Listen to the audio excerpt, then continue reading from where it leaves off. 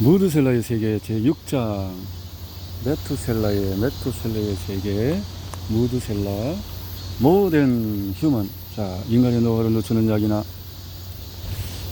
유전자 치료법이 개발된다면 누가 그 혜택을 보게 될까? 이미 언급한 대로 인체 기능을 강화하는 바이오 테크놀로지는 다른 기술과 마찬가지로 처음에는 비싸게 먹히겠지만 점점 값이 내려갈 것으로 예상이 된다. 수명 연장 기술도 일반 서민이 이용할 만큼 저렴하게 보급될 수 있다. 그렇게 확신하는 또 다른 구체적인 근거를 들자면 역사적인 기록을 제시할 수 있다. 인류 역사를 통해서 평균 수명은 꽤 오랫동안 저공 비행을 계속했다. 18에서 25세 언저리 불가되는 시기가 오랫동안 이어졌다. 1800년에 이르자 유럽, 북아메리카, 일본 등 선진 지역에서 평균 수명은 급격히 상승세를 보였고 이에 추세는 그 후에 100년간 계속이었다. 그런 동안에도 개발도상국의 평균 수명은 낮은 수준에 머물러 있다.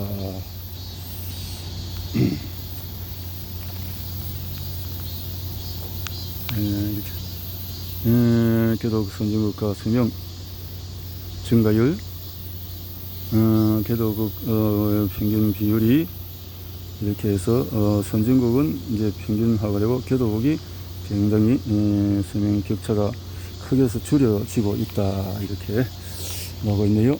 공정위생 기술이 개독국에 보급되면서 이렇게 선진국 사람들의 경우에 수명이 1800년대부터 수명이 길어지게 했는데 이제는 보니까 많은 그 데이터가 줄여지고 개발도상국도 1900년 개독국의 평균 수명은 선진국의 50%를 조금 넘어선 정도였지만 2000년이 되자 84%까지 길어졌다라는 거죠.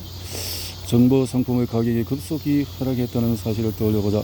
또 과거 선진국과 개독국의 평균 수명의 추이를 음미해보자. 가난한 나라 사람들도 결국엔 바이오 테크놀로지를 통해서 생체 기능 증진과 노화 연장 기술의 혜택을 입게 된다고 볼 수 있지 않은가? 노화에 대한 이런 혜택을 볼 수 있지 않을까? 인구 통계의 총알을 피하라. 만일 노화 지연 기술을 많은 사람이 이용하는 시대가 온다면 고령화 사회에 관련한 여러 문제를 피하는 데 도움이 될 것이다. 미국에서 65세 이상의 인구는 1900년에 300만 명이었으나 1996년에 11배가 증가하는 3,500만 명이 되었다. 2030년에는 다시 2배인 7천만 명이 될 것으로 예측한다. 이는 미국인 5명 가운데 1명꼴로 65세 이상이 된다는 얘기다.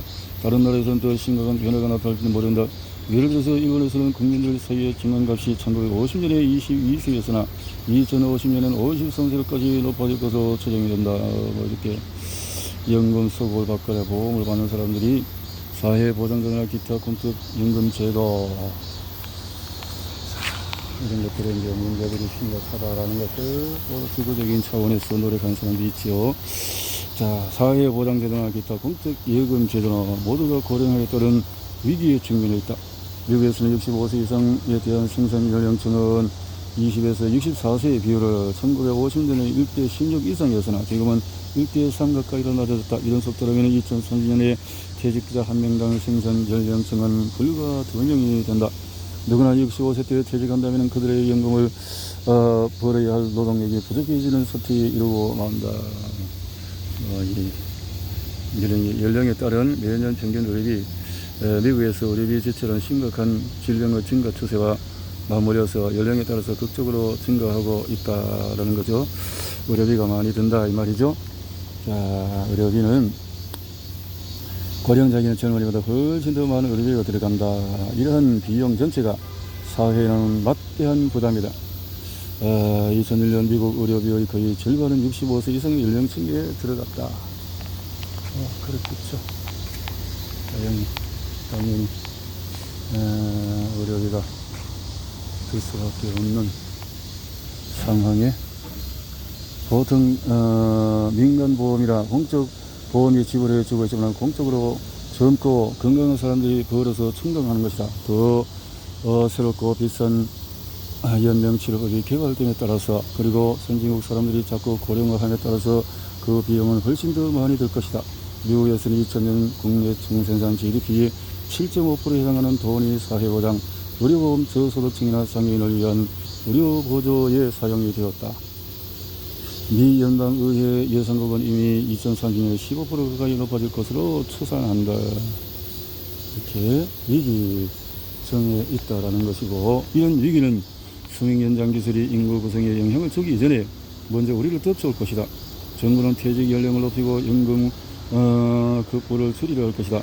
한 걸음 더 나아가 병이나 장애가 생기지 일하지 못할 정도 된 사람에게 연금을 주겠다고 할지도 모른다.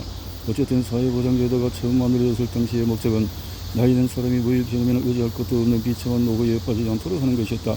65세가 되었으면서도 주 3회 테니스를 친다거나 대학에 다시 들어가서 공부를 한다거나 하는 정력적인 노인들은 사회보장제도가 창설되었을 당시 생각도 못하던 존재였다. 인간의 노화를 늦추는 것은 고령 인구가 직면할 스들버그의 딜레마의 해결책이다.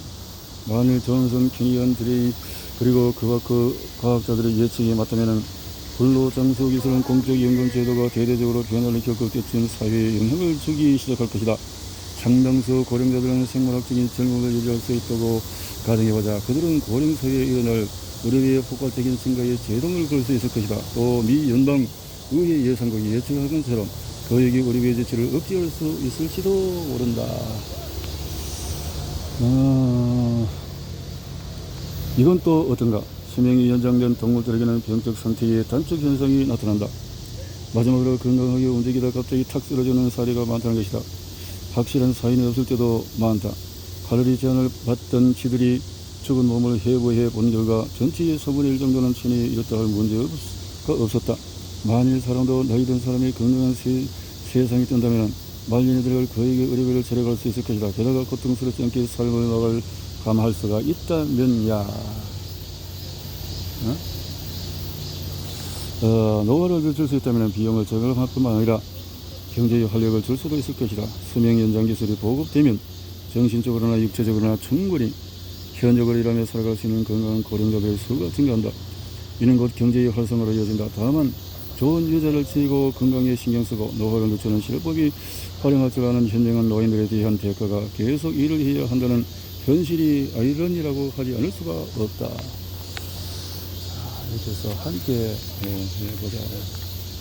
그런데 연금 제도의 문제점은 여러 선진국에서 나타나고 있다. 미 연방의회 예산국의 예측에 따르면 어떤 형태로든 개혁을 하지 않는 한 사회보장제도나 의료보험, 의료보조에 드는 비용이 2030년에는 세수의 3분의 2에 이른다고 한다. 더욱이 2040년에는 사회보장제도의 재원이 바닥을 드러낼 것으로 추산된다. 지불 능력을 유지하기 위해서는 미국을 비롯한 여러 나라들이 대대적인 증세를 하든지 급부감을 삭감할지도 모른다. 노동자가 건강하기만 하려면 퇴직 연령을 높이는 게 타당한 해결책이 될 법도 하다. 노화 속도를 늦추는 것은 이런 인구학적인 위기를 늦추는 방법의 하나다. 노화 속도를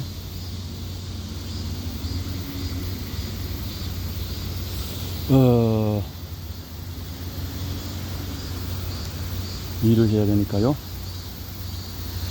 일을 할 수 있는 건강자가 계속 이어지면 좋겠죠.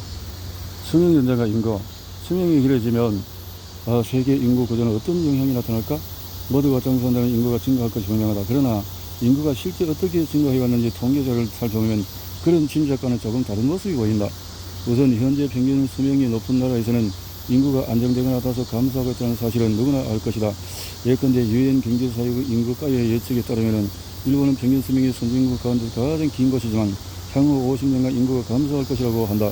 평균 수명은 그와 별 차이가 없는 이탈리아, 독일, 스페인도 사정은 마찬가지다. 이와 정반대로 인도, 중국, 파키스탄, 나이지리아는 평균 수명이 비교적 짧은데도 인구는 급격히 증가하고 있다. 인류 역사를 되돌아보면 상당히 긴 기간 동안의 출생률과 사망률이 동시에 매우 높았다는 점을 알 수가 있다.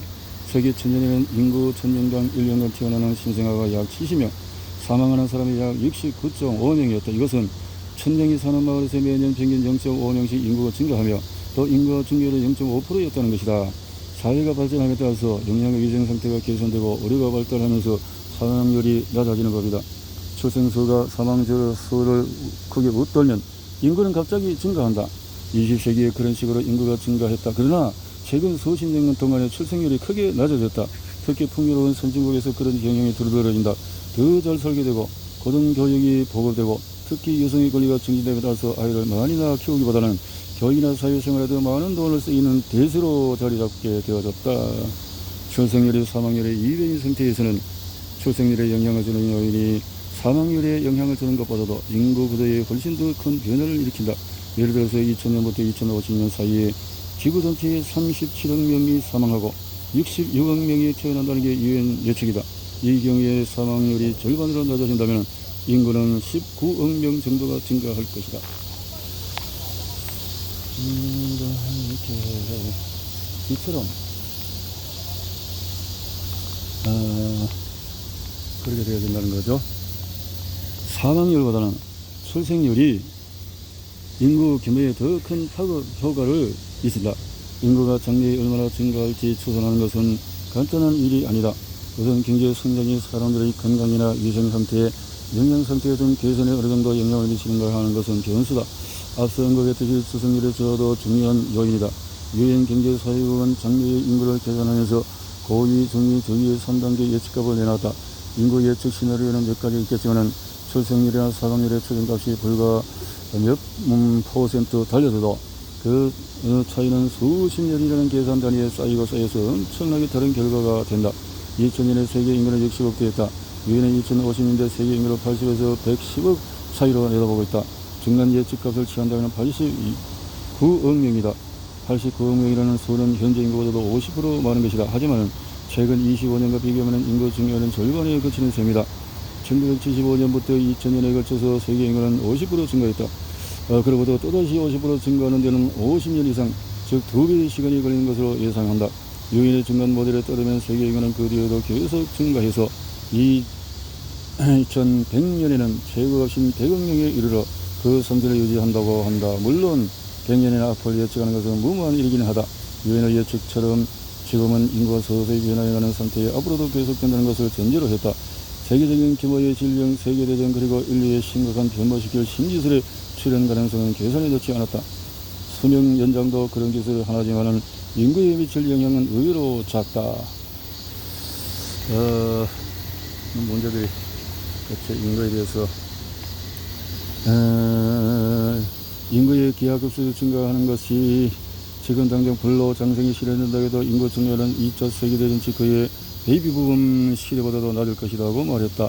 울산시켜는 지금 이 순간 전 인류가 불사신이 된다고 가정하고 여기다 출생률의 저하를 수세를 고려해서 계산해보니 그 결과 2100년에는 세계 인구는 최근의 예측치인 100억 명이 아니라 130억 명이 될 것이라는 계산이 나왔다. 물론 울산시키처럼 가정처럼 인류가 불사의에 몸이 된다는 것을 실은 불가능한 일이다.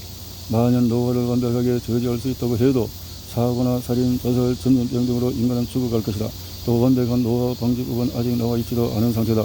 노화 방지가 아니라 노화의 속도를 늦추는 기술이 향후 10년이나 20년 사이에 개발될 가능성이 있다고 볼 뿐이다.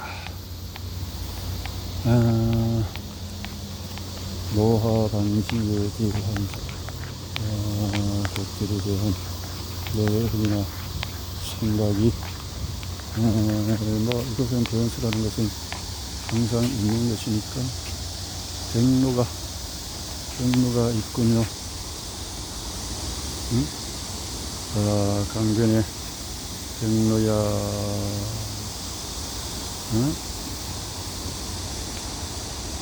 어딨나?